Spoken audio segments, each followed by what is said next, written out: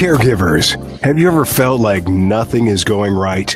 Well, cheer up and welcome to Dave, the Caregiver's Caregiver radio program on Health Star Worldwide, where you'll learn how to avoid that dreaded thing called caregiver burnout and how to survive the grieving process. They say that there are only three types of people in the world: those who are caregivers, those who will become caregivers, and those who will someday need a caregiver. Join Dave and his guests now and every Tuesday at noon Pacific on Radio Star Worldwide as they share practice tips and tools that you can start using immediately to help get you through this day so you can live your caregiver life more fully and abundantly. Now, here's your caregiver host, Dave Nassani. Hey, from Los Angeles, a big LA welcome to all my listeners out there in Radio Land. I'm Dave, the Caregiver's Caregiver, coming to you live globally through the famous Radio Star Worldwide Network. Yes, folks, I'm the guy who's going to help and guide you through this very difficult journey called caregiving. And we're going to do our very best to help you avoid that dreaded thing called caregiver burnout. Sounds nasty, doesn't it? Sounds nasty every time I say it. There ought to be a pill that you can take that will just abolish caregiver burnout, but there isn't. You got to listen to us. Hey, we have an exciting show planned for you today with my lovely co-host, Adrian Gruberg from the Caregiver Space. We will be interviewing Gary Barg, discussing how to be an empowered, fearless caregiver. So stay tuned. You will not want to miss this show. And if you're new to the show, and we get many new listeners every week, especially from the Blab Television Network, I'm your host, Dave Nassani. This show is to caregivers of every single kind. And the one thing we know about caregivers is that they're sacrificial, all wonderful traits. Oh, yeah, and that tiny little bad habit, they are very prone to burnout because they tend to put everyone else's needs above their own.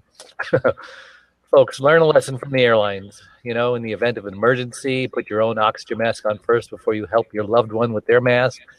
Because they know from experience that if you don't, you will most likely black out, and then you won't be any good to anybody. Now, we also talk about grief and loss here, and the devastating effects it can have on us. It automatically throws us into this other thing, just what we need, another thing. Ouch. Unfortunately, folks, only one way out of the grief process. You got to go through it. Can't go around it, over it, under it. You got to go through it. And hopefully we can help you through your grief and your loss if you happen to feel like you're kind of stuck. Hey, I want to thank my last week's guest, Tina Scallon, author of Compassionate Caregiving. And just a reminder, you can hear that interview on podcast and any interview, including this one. Just go to my website, caregiverscaregiver.com. That's caregivers with an S, caregiver without an S.com. And while you're there, take our short quiz to see if you're a candidate for burnout. And just for doing that, because I'm such a nice guy, I'm going to send you a copy of my first ebook, absolutely free. What a deal. 1 arm, 1 leg, 100 words, overcoming unbelievable hardships. All right, enough of that. Gary, welcome to the show. And Adrian, welcome to the show. Thank you. Pleasure being here. Had a good weekend and stuff. Yeah. Good. Well, Gary, why don't you just tell us, introduce yourself. Just who is Gary Barg and why are you on my show? Well, I don't know, but I'm proud to be here. Thank you. I founded today's Caregiver magazine and caregiver.com and hosted my 172nd Fearless Caregiver Conference Wow. 2 weeks ago. And I don't know Does that why. mean you've been around for 170 some odd years?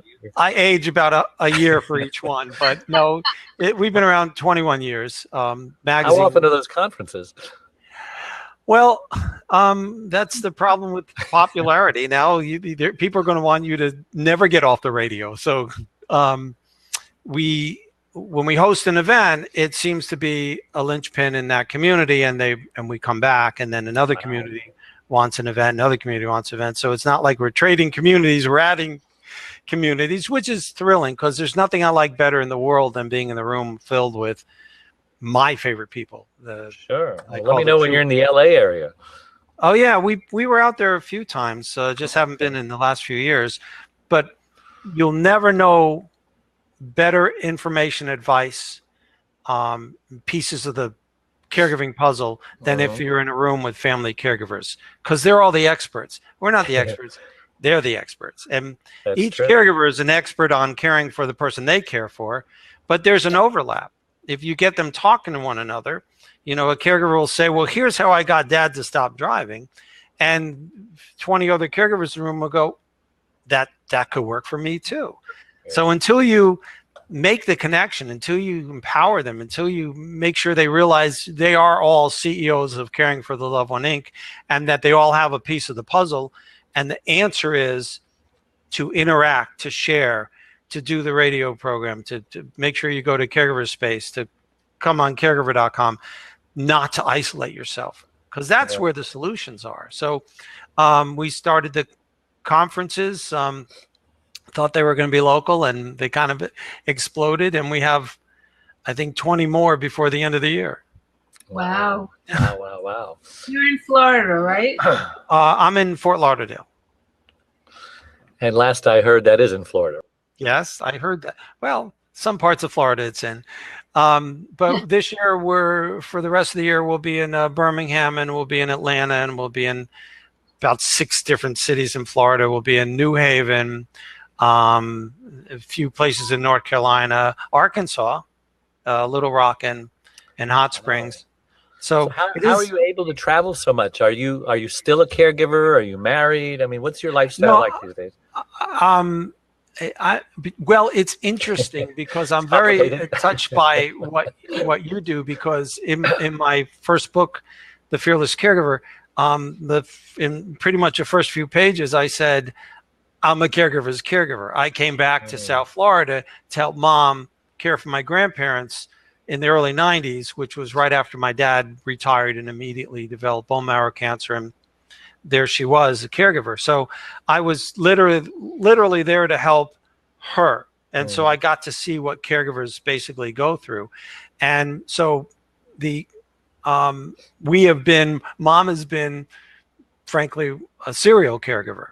When somebody in the family has a caregiving issue, they call her. And so I'm not caring for anybody at this moment. Well, I'm caring for one. You're caring for the world.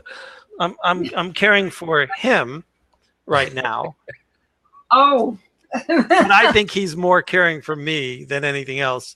He's I'm one of those folks where the dog comes with me everywhere. So we're actually at the office, and he owns everybody and everything here. He looks like the dog on that movie, As Good as It Gets. As Good as It Gets. Yeah. With, Jack Nicholson. Oh, wait, another one. Wait, we have one. Oh, let's show them each other. Come here, honey. Come here, honey. Look, doggy. Look, doggy. No, not out the window. He's looking out the window. Never get a dog smarter than you are. After the break, I'll show mine too. Look, honey. Okay. And by the way, pets are great for caregivers and care receivers, right? In all seriousness, pets are great for caregivers, but also we need. There he is. We need to make sure that when our loved ones have pets, that we don't immediately say, okay, well, they're ill or they're caregiving, let's ignore the pet or let's take the pet away. We need to care for our loved ones' pets too. It's so important to their health and well-being that they keep that dog or cat or bird or fish that they've had for many years and you are now caring for their pet, because that's a part of better care for your loved one too. So I'm adamant about that. Like if I did possibly make sure your loved one's pets stay with them, then you need to do that. Sure. And I did a show a few months ago about support animals and how it's gotten a lot easier now to get an emotional support animal and different kinds. And so I did it for my wife. And so if we go somewhere, we have an excuse to bring the dog now. So that's well, I say we have a challenge with separation anxiety, and there's medication for that. Really? But I don't want to take drugs because it's not his problem. If I'm not here, he might look for me for a while, but then he'll find someone else someone else's lap to sit in. So, but me, I'm shaking within 10 minutes. Not mine. You're a funny guy. You've done stand-up, improv. You've got some of that under your belt. No, Just comes you know, naturally, it huh? has a lot to do with being in a room of the caregivers that we're in so many times, that it's all about kind of channeling their emotions, keeping it light, keeping it Mhm. interesting, Yeah, so making sure important. that we're not PowerPointing and pontificating and speechifying, but it becomes a real huge social support group. So, Yeah. you know, if that made me more able to see the humor in things, then that's where that came from. Yeah, as a caregiver, I just naturally keep it light, make jokes. Some of my friends and family think it's terrible that I make fun of things, and we banter back and forth, and we laugh, and we just kind of act like we're normal, and they just get a little Oh, shocked we by have the that. best humor at the conferences. I always Yeah. ask for humor, and the stories, I'm sure you and Adrian know this, that the stories that caregivers tell that are so uproariously funny to other caregivers, if you're not a caregiver, you sit there and go, how is that funny? You know, there's Yeah, and definitely caregiver humor. I guess there is some portion of the caregiver population that is just grumpy. And I mean, we did a show on how to have fun caregiving one time, and we got our nastiest letters back saying, "Fun? This isn't fun. What you think I got to clean up diapers?" They just have the wrong attitude. Well, here you are in public. That's what you get. But you also got people saying thank you, because Yes. there is Yes. humor in it. There is fun. There is Well, you have to, or you interactivity. die. There's a closer spirituality. You know, sometimes people say who aren't caregiving is, well, you must not believe in God. Now look what he's done to you. And Yeah. I know so many caregivers at these conferences who talk about the fact that it made them closer to what their consideration of spirituality is. Sure. And I also think that there's a lot of intimacy issues that can be resolved. People really do get a lot closer, but they have to talk, and the other person has to listen. Yeah. So there's an opportunity. Yeah, it is. It really can be. You know, unfortunately, sometimes in a troubled family, caregiving situation makes things worse. But in a family, from that point forward, it can strengthen. It can make you have conversations with loved ones that you never thought you have. It would give you strength. It give you ability to fight with the medical community, and give that you thought, I can't be this strong, but you are. It brings things out in you that you never knew you had. Yeah. I forgot what I was going to say. That happens way too frequently. Well, I always say there are two sets of 3 words that every caregiver needs to know. And the first one is, you say to your loved one when it's challenging. You don't want to pull your hair out. You want to pull their hair out.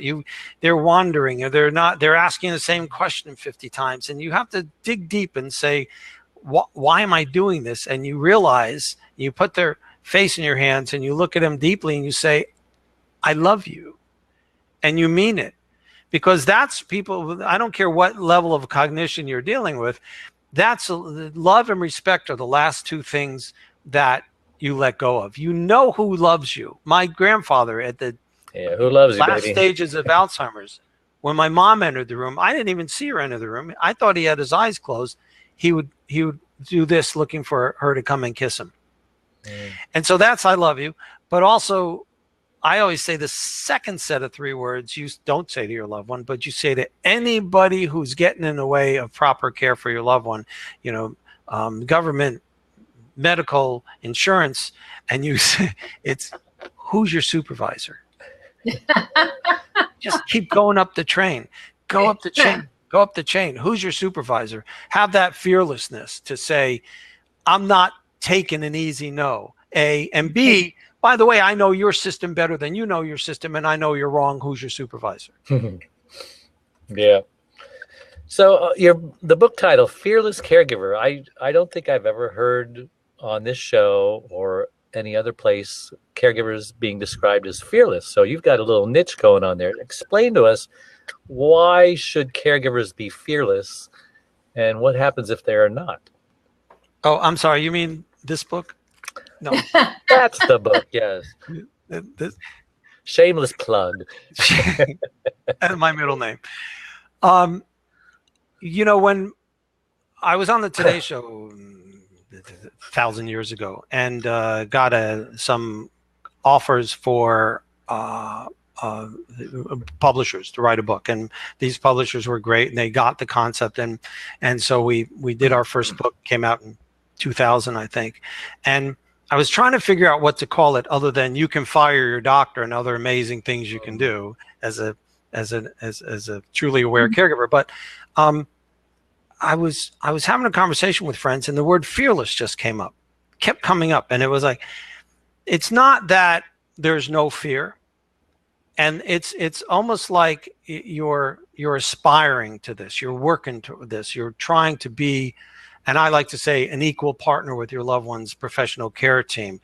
That's your role. You have the care managers, doctors, therapists, and you are the fearless caregiver, and you are fearlessly matching what they're saying and doing. And when it's right, you're defending them, and when it's wrong, you're doing what you need to get your loved one the best care possible. So fearlessness is aspirational, and when we started hosting the conference, that's what people say. I understand there's fear, but I want to learn how to be more fearless about this. And we always say it's education, it's involvement, it's not isolating yourself, it's making sure you see yourself as, there's 66.7 million caregivers in the country, and we all think at some point we're absolutely alone. We're the only one to walk this path. So you have to look at, again, you have to watch a show, you have to go online, you have to get the right connections, you have to be around caregivers to go, I can get this. And the motto of Fearless Caregiver is, says it all. I am a fearless caregiver. Don't mess with me. And that's it. That I may not have all the answers. I may be scared to death, but don't mess with me. And that's where the fearlessness comes in. And that's where seeing other caregivers go through things and by their example, meeting other caregivers and going through what you're going through, and then saying, I thought I was the only one in the world going through this.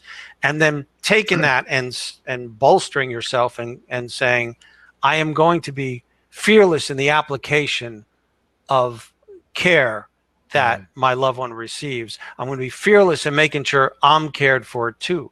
I'm going to be fearless in making sure that my friends and family members do as much as they possibly can to support me. And I'm going to be fearless in making sure that my loved one has the transparent protective bubble around them that only I can offer. Well, you certainly have a very successful ministry, if we can call it that, because you are ministering to caregivers. Successful magazine. I understand you've interviewed the likes of Debbie Reynolds, Della Reese, Lisa Gibbons, former First Lady Rosalind Carter, Robert Urich, Rob Lowe, Dana Reeve. Lonnie Ali.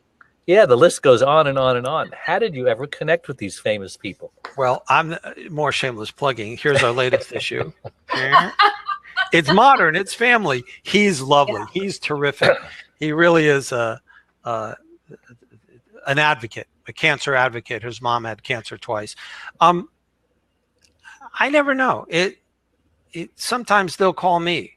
Sometimes, we'll reach out because we saw something going on that made a lot of sense. There's not ever, I don't think it's ever been done the same way twice. And you mentioned about 6 people that have been to our conferences, including my boss over there, Della Reese, Debbie Reynolds, Lisa Gibbons. And what's interesting? I always say that, when we had Debbie Reynolds, who was just lovely, powerhouse, and she was at our conference, 2 conferences, one in LA and one in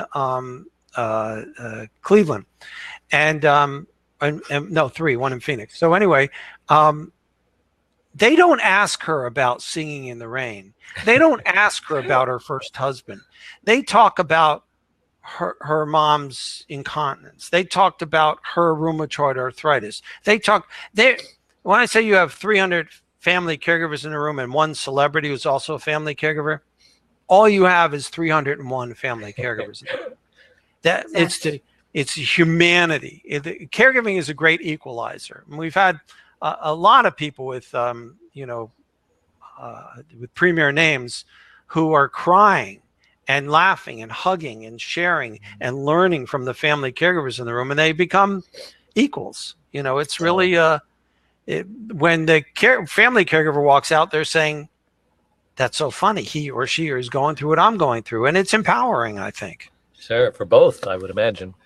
It is. It absolutely is. Hey, listen, we're going to take a break, so don't go away. We will be right back, and I'm going to go get my dog.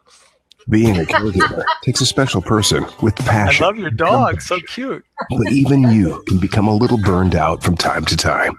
The Caregiver's Caregiver radio show was developed to help you overcome obstacles, adversity, and burnout, as well as just having a place to rest, relax, and recharge your batteries. We've all been there, and you're not alone. Now, you can take the Caregiver's Caregiver with you. Get the top 25 radio shows in convenient form that plugs right into your USB car stereo or computer. Learn the techniques, tips, and encouragement we all need to better handle the day-to-day challenges. For around $1 per show, just $29.77. Get the credit card-sized USB card to have with you anytime you need a caregiver's pick-me-up.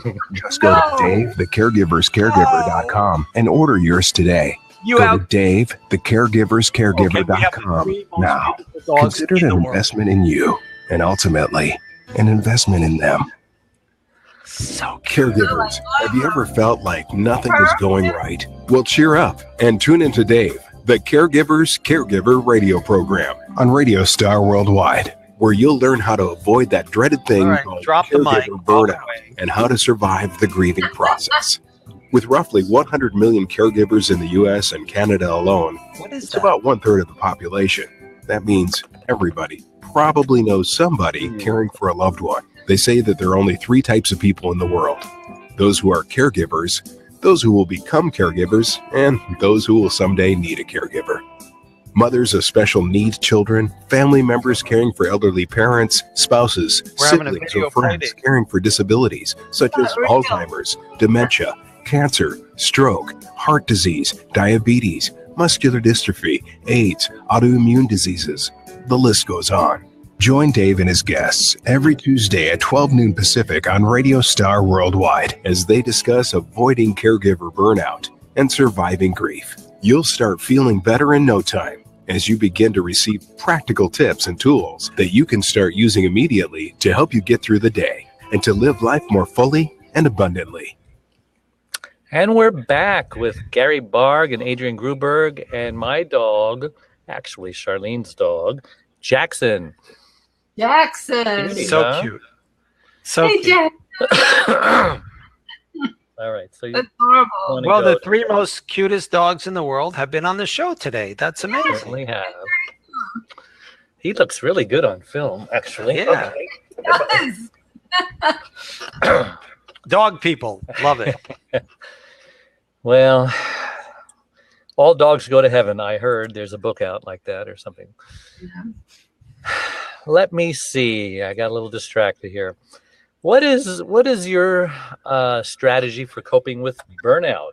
Everyone has a strategy, right? What's your strategy? I think it's as much as anything else you have to do with caregiving. It's awareness. It's making sure that you know where you are centered in yourself and be aware, because, the old story about the frog in the water, you throw a frog in a hot water and they jump out. You throw a frog in cold water, but slowly turn up the heat. They don't feel it.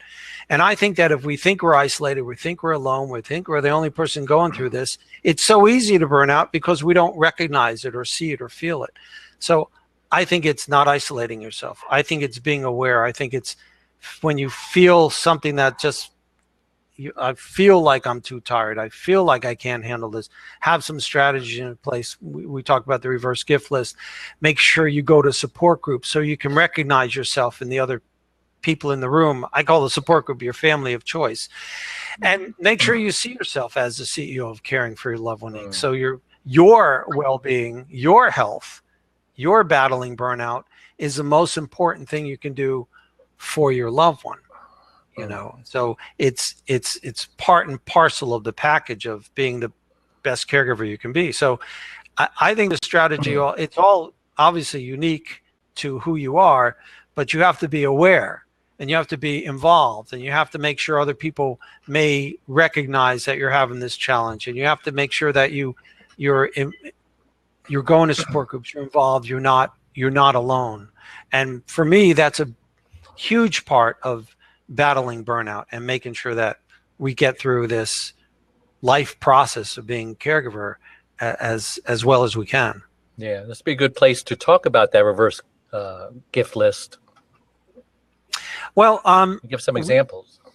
Yeah. You know, one of the biggest challenges we find, of course, being a caregiver is that we'll say nobody will help. Nobody's there. I can't ask anybody to help because who wants to take this whole burden off my shoulders? And the fact is, if you see yourself as a manager, you see yourself as CEO of Caring for Your Loved One Inc., you look at all the elements of what you do as a caregiver and you can break them out like a manager would do for an employee at a corporation. So what are the easy, bite-sized, manageable tasks that you are saddled with that maybe you can have someone else come in and support you? When your neighbor goes to the drugstore, maybe they can come by and see if you need a few things, here's some money. Don't take advantage of it. They go to the cleaners. Maybe you need a few things, here's some money. Your person you work with who knows you're a caregiver and says, what can I do to help? Instead of going, nothing. You could say, well, I'll tell you what, Tuesday night, come over, let's cook out together and let's talk about anything but caregiving. I mean, I always say you have to know what to ask for when somebody says, can I do, what can I do for you? You need to know those little bite-sized tasks to give Make somebody the ask. Yeah. Yes. And we're afraid to. We're caregivers. We don't want to bother anybody. But basically, again, it's another element of being the best caregiver you could be. It's another element of supporting a potential of keeping away from burnout is to look at these things that you don't have to do and try to reach out to the people that could help you. And, we all know this. There are people who want to help but don't know how to help. They want to try to do something, but they're afraid to reach in because we've put this glass bubble around us. Don't bother me with this. So if you make the call, and I've never found anybody making the call of asking someone for easy, manageable task. When we walk around the conference and we ask caregivers for their short list of reverse gift list topics or asks, the number one thing is always, maybe my sister can come over and we'll do laundry together and remember how to laugh, or just talk about anything but caregiving.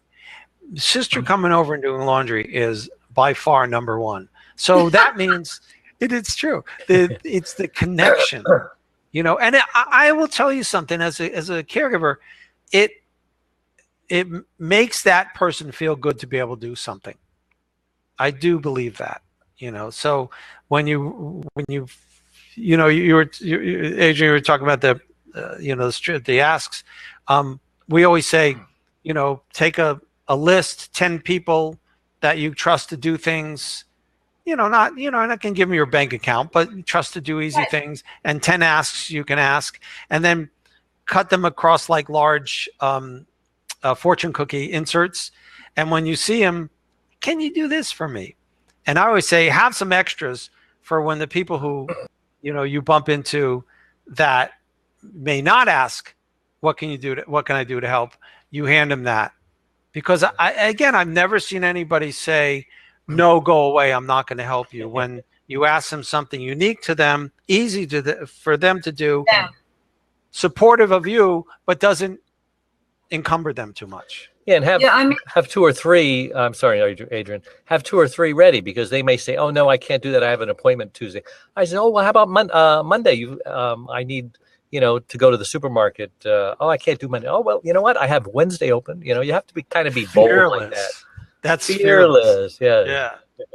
And you also have to be aware of the fact that they may be very uncomfortable with the idea of. I'm trying to turn the sound off. I'm sorry. They may be uncomfortable because they don't like being around sick people. They don't like being, responsible for somebody. You need to know what to ask that's right for them. Yeah, something that sounds safe, like going to the store. If you're going to pick up some groceries, I could use some lettuce or something like that. I mean, anybody can do that, right? Well, I always say with the reverse gift list, if you apply it correctly, you can get a day of respite a month for yourself. And then you have to apply that correctly and make sure you get away and get the respite. Some people would kill to get a day of respite a month. What's the family care list? Is that different? It is different. We like for you to have the information you need ready for when you need it. So is dad a veteran? Are there military, benefits that accrue to him after passing? Because there are. Is there military veterans that accrue to him or your dad or your mom, like aid and attendance care? So pay attention to that. Call the caregiver coordinators at your local VA. I think it's vacaregiver.gov. And is there a will? Is there anybody who can access the accounts after passing? Are there advanced directives? You don't have to know this stuff, but this is a list of things you need to have at the ready for when you need them. We call that. You can find them on caregiver.com, but it's and as well as the reverse gift list. But you just want to be ready for this. As I say, you're in Florida and you run a business, you have a hurricane plan in place, but you never want to have a hurricane. So it's the same thing. Yeah. So what did you do before you got involved in caregiving, and how did you know how to do a magazine and start a website? I mean, you must have been a smart guy in advance, right? I'm not. I was a video producer in the day when there were, 6 companies in the world who had in-house 4 video departments, and only about 2 million people in the country with VHS. So back in the late 70s, early 80s. And I guess in a sense that being able to look at something and try to create a training program out of, for my clients, when I came home in the early 90s to help mom care for my grandparents after dad had passed, I looked at it the same way. And I said, well, there's no support. There's nothing, these family caregivers that I'm running into at the emergency waiting rooms or restaurants or pharmacy waiting lines, we're all asking each other. And so I thought, this was in the day when there was a thing called bookstores. You remember that? Okay, nobody remembers that. But and so I went into every single bookstore looking, going, there was a magazine for caregivers. There has to be such a thing because it makes sense. And it's funny how life works, because for a very short period of time when I was living in Atlanta, I was working for a publication. But other than that, it was all video all the time. And so when I realized there wasn't anything, and it just dawned on me that somebody needs to do something, and here we are. It was that short period of time in my life that I dealt in print that I thought, this is going to be harder in 95, 94 to do something in video or in television. So, but it might be easier for me to get something put together in print, articles, information, poems, advice, support, and give a magazine dedicated. I always say, used to say, floor manufacturers have magazines, airplane pilots have magazines. Why don't caregivers have magazines? So it was 4th of July, 1995, when I went to the printers and picked up the first issue of the magazine, and it was local. And I remember driving in a van for the first year or so, every time a magazine came out, to hospital waiting rooms, which was, of course, before 9/11, and walked up and down every floor, went into every family waiting room, and I would sit watching people read it. And take a quick second, but one time I was sitting in a hospital waiting room with two older ladies who were, one of them picked up the magazine, and there was something about diabetes and foot health. And she turned to her, I think her sister at this point, I don't remember anymore, turned to her sister and said, "See, look, white socks." And she used the magazine to support her mission as a caregiver. And I thought, maybe we have something. Doing it, yeah. Maybe something there. And then we got caregiver.com when you had to call Atlanta to actually get a website. It's one of the first 100,000 websites registered. So that's a great it's just about to turn 21 years old. Wow. So I think we're supposed to let it go drink. I don't know. So how about the conferences? How did you start a conference? And tell me about, your first one and what was involved and. Well, it was exactly that. It was we were more local, and those days are nearly impossible these days. But at that point, it was. You could walk around and knock on doors, and people were saying, "Boy, we'd like to get together." We said, "Okay," and we went to a local college who partnered with us, and got some sponsors who partnered with us, and 400 people showed up. Wow. And Robert Urich was there. We talked about Urich, who was lovely. What a decent human being. And I had met him at the Crosby golf tournament about 15 years earlier, and he was a nice guy then too. But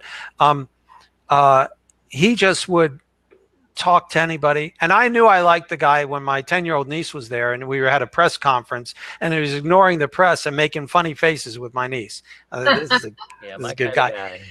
And this is right after his cancer, and so his hair had somewhat grown back. And he was going to do Man La Mancha in Chicago, and Robert Urich singing. So he said, "I'm going to sing Dulcinea," and everyone went, "Okay, Robert Urich, you can sing." And we were crying. He was so good. He was brilliant. Such a fantastic. We didn't know he came from the stage.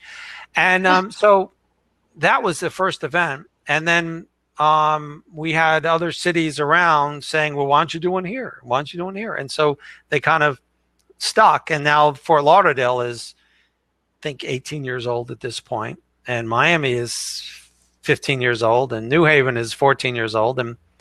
And we just went around the country doing it. And I about 4 years ago, I asked people raise their hand if they were at the first event, and about 20% of the audience was there. So they come back and they drag people in the next year who they think should be there, but don't want to deal with it.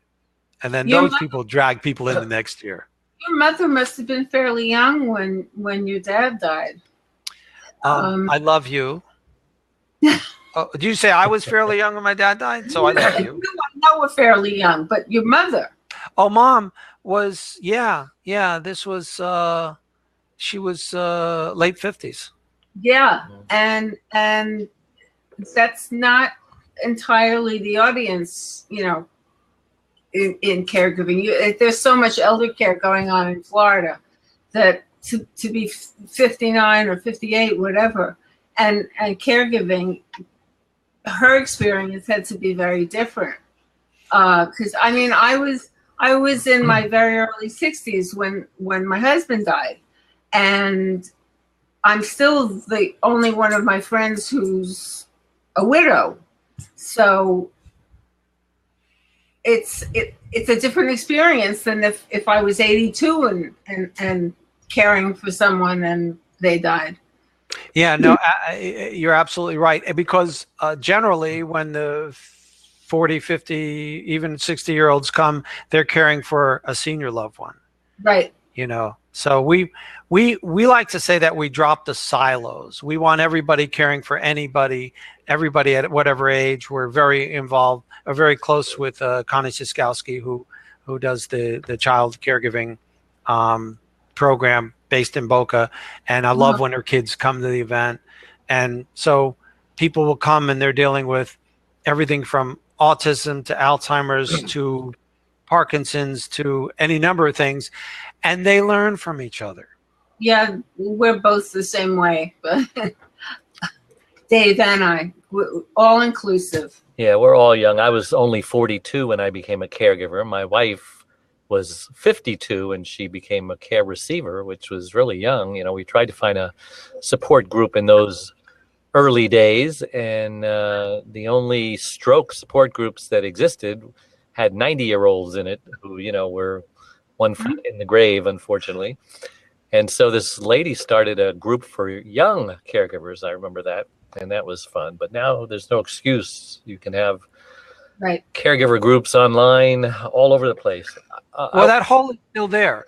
When we talk to anybody who comes to the events, and although they're trying to fill it in, you know, between the government and the local organizations, where they say, I'm 47 years old, my loved one is 52. There's nothing for us.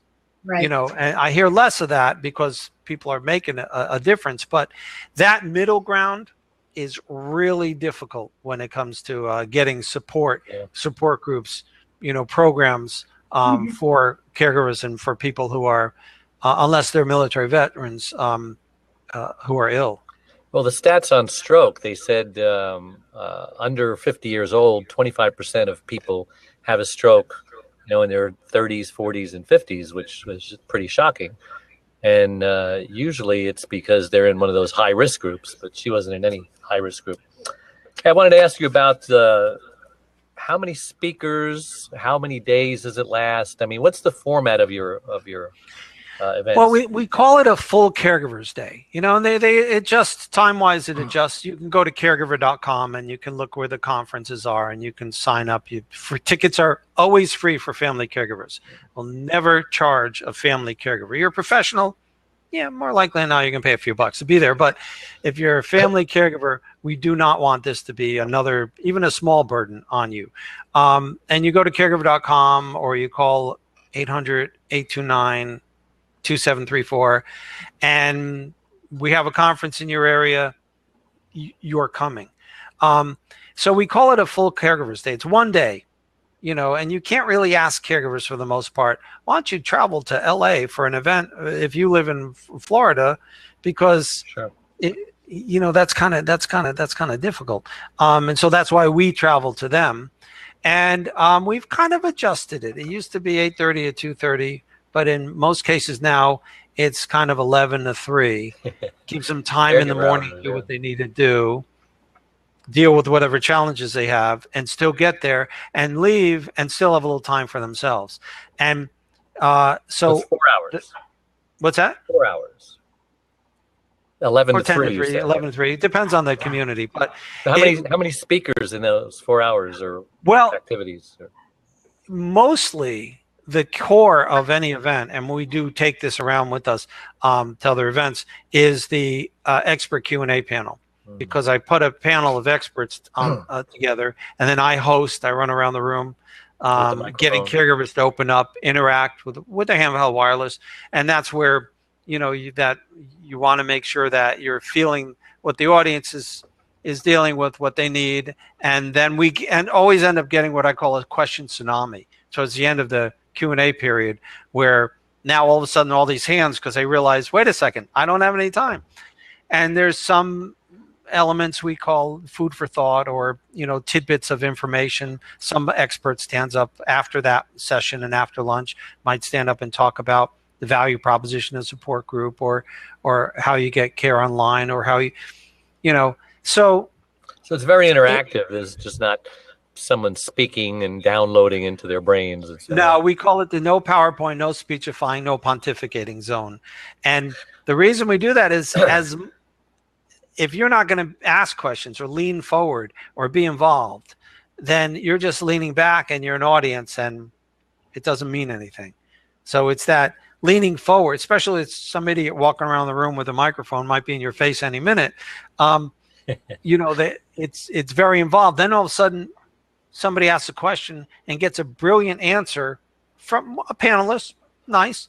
But then 5 other caregivers in the room have their own pieces of the puzzle that they've learned, their own take on it.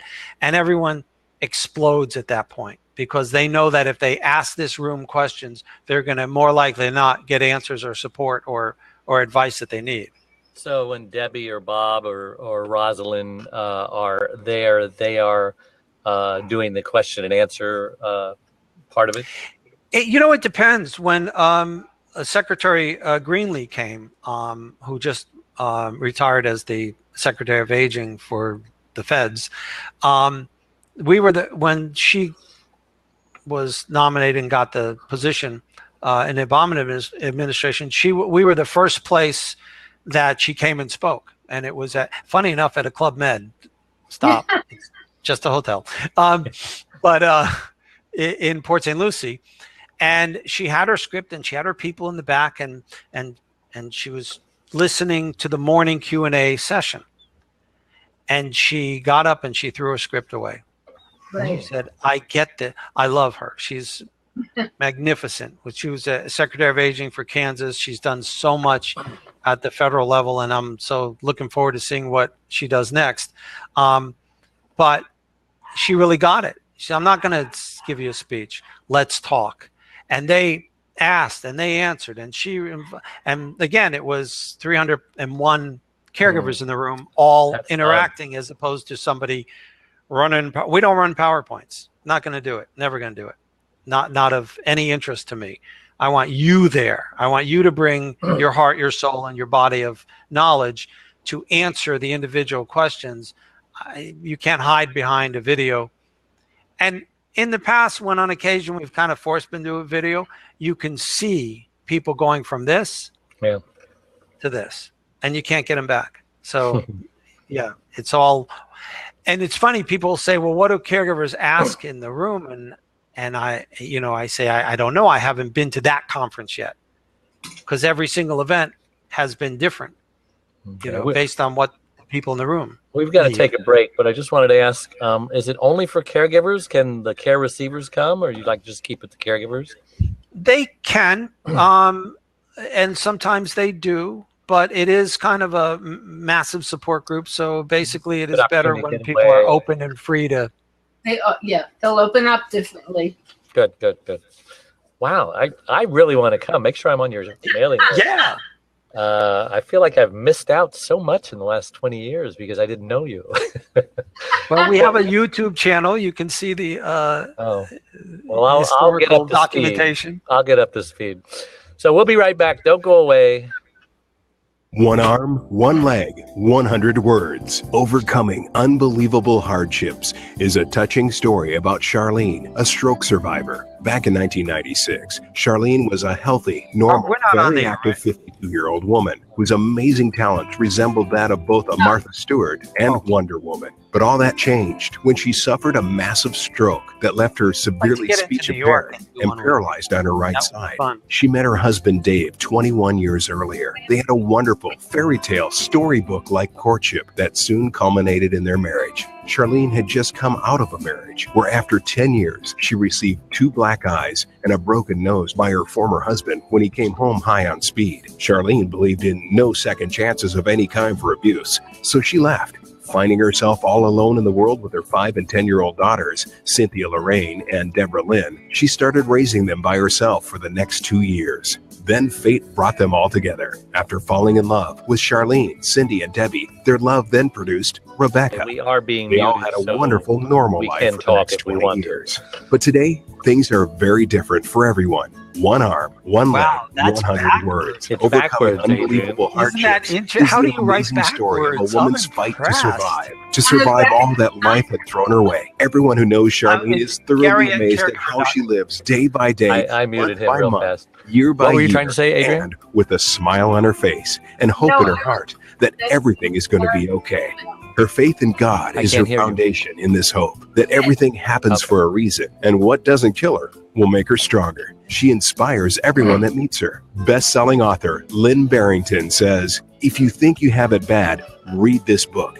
This is a beautiful, genuine story from the heart. It is inspiring and easy to read. When you finish this book, you'll be able to look at your concerns in a new light." 9-time Grammy and Dove Award recipient, the godfather of contemporary gospel music, Andre Crouch, says Charlene just won't let the promises of God go, and she has not let her circumstances get in the way of her faith. She's not just a survivor, she's more than a conqueror. As the Bible states, you will be encouraged by her testimony, regardless of what you're going through.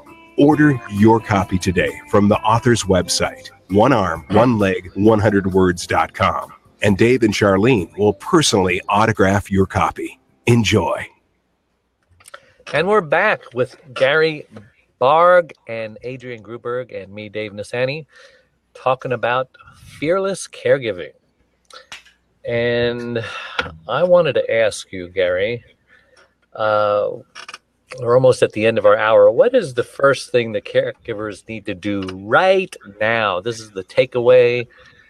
They're listing something that they can actually do that's going to help their burnout or help their ability to ask for help, something they want to do, but it just won't come out of their mouth. Sure. Reach out. Don't isolate yourself. Find out what services are available in your community. Find a well-led, appropriate support group. Contact the area agency on aging if you're dealing with aging or disabilities in your community. I always say, I always have the answer for any caregiving questions. Anybody asks me, I just go to the great Google machine in the sky, find out what their zip code is, connect them with the area agency on aging. So it's surprising to people sometimes when they realize that someone in the same apartment building or someone down the street is going through what they're going through, and they can create a family of choice, a mini network. So the first thing you want to do is see what resources are available to you online, Caregiver Space, caregiver.com, Caregiver's Caregiver. We're all there for them, and then if we have a conference in a city that you're in, come, it's free. Just you get lunch. So when are you coming to LA again? Love to. We love working with the 2 area agencies and agings in LA, and it's just been a few years. So hopefully we'll get back out there. Good. In New York? We were in Middleton, but we'll be in New Haven in November 3rd. So how far is that from Manhattan? It's around there. Not 2.5 hours by train. Yeah. You got to remember, you're just one man. You can only do so much. Well, I have a great team. I have to be honest with you. I can't do any of this without my team, my publisher, my editor, designers, administrator. People are really all dedicated and all have been or presently are caregivers. I remember asking if you were married. I don't remember the answer. No. I have a dog. That's a center of our universe. So you're free. Who can get into that? Who can get between that? I always wonder what my life would be like and how it would change when I am no longer a caregiver. We did a show on that, no longer a caregiver. Some people just get lost because they're so into the caregiving mode, they don't know what to do. Some actually start volunteering. They've just been let out of, caregiver prison, so to speak, and they can't just enjoy their freedom, even for a little bit. It's almost like breaking up with a boyfriend, girlfriend, and jumping right into another relationship. Take a break, breathe, relax, go see the world or whatever.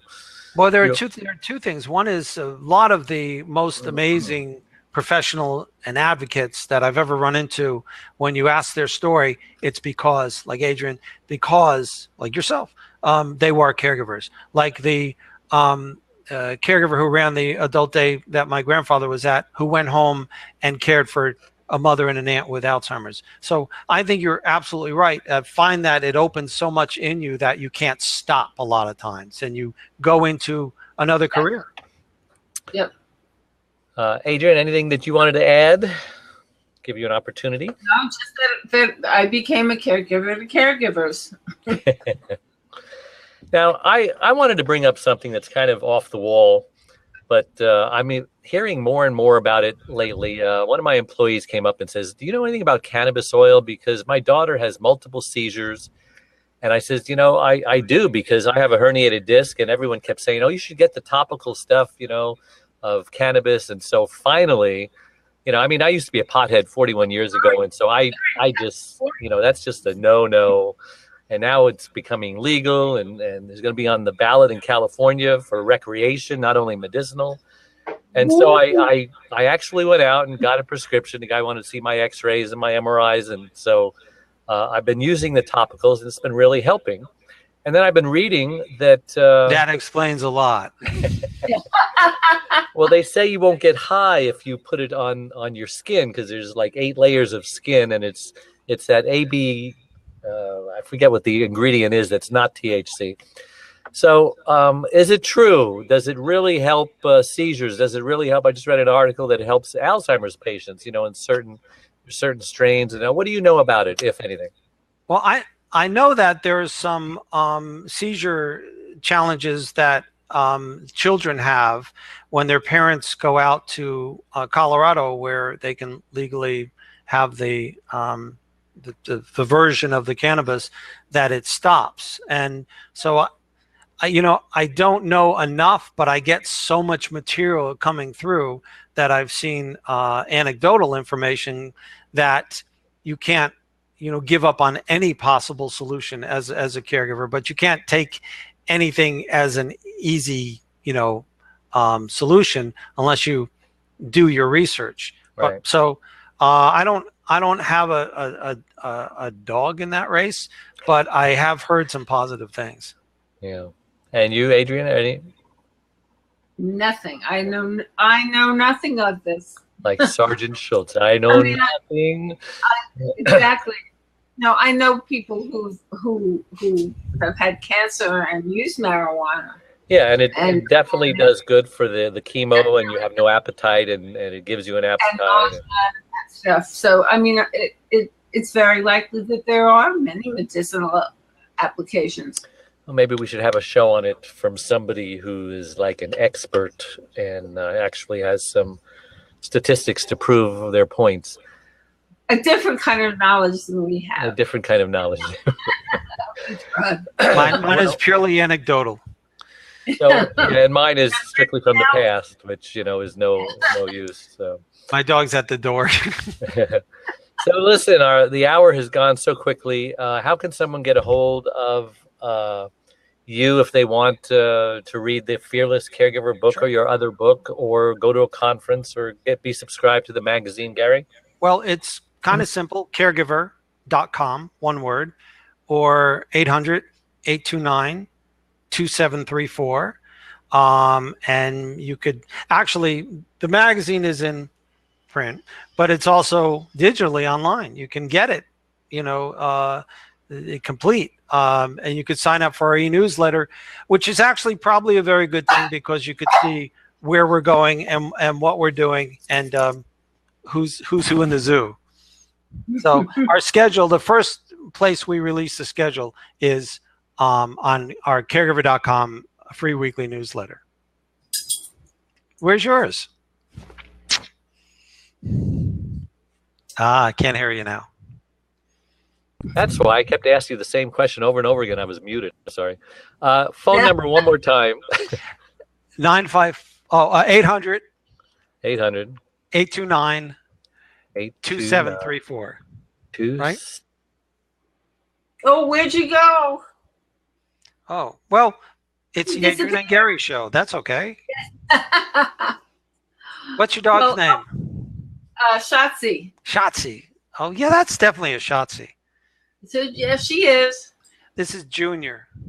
Good looking dog. He's a handsome boy. Yeah. So I'll probably see you in New Haven then. I look forward to it. I'm really glad to see what you guys are doing, and been trying to figure out how we can work together somehow. Well, I wrote you a long time ago and never got an answer. Wrote me an email?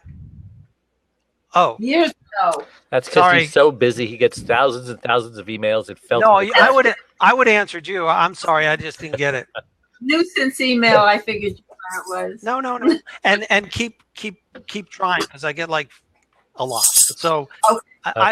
If I saw an email from you, I guarantee you I would have responded. So I apologize. Okay, I was in the process of typing the number out, and I hit a button, and I went away somewhere. I don't know where I went, but I'm back. So give me the phone number one more time. 800 829 829 2734. 2734. And Sammy, please edit out that silence of when I was gone, unless they were talking and you'd never miss me. Oh, No, we were talking about you. Okay. Well, thanks again. And it's amazing how fast the hour can go. Adrienne, thank you so much every week. How can someone get a hold of you, Adrienne? It's Adrienne, ADRIENNE at thecaregiverspace.org, and thecaregiverspace.org is the website. And the Caregiver Space is the Facebook page. So awesome. And thank you, Gary, so much for coming on board. Literally last minute notice. We thought it was for next month, and Gary's a trooper. He's very flexible. So just a reminder, all our live shows become recorded podcasts on our website, caregiver.com, and videocasts on YouTube. And when you're on my site, don't forget to take that short quiz, Are You a Candidate for Burnout? So until next week at noon Pacific time, may God richly bless you. Bye-bye.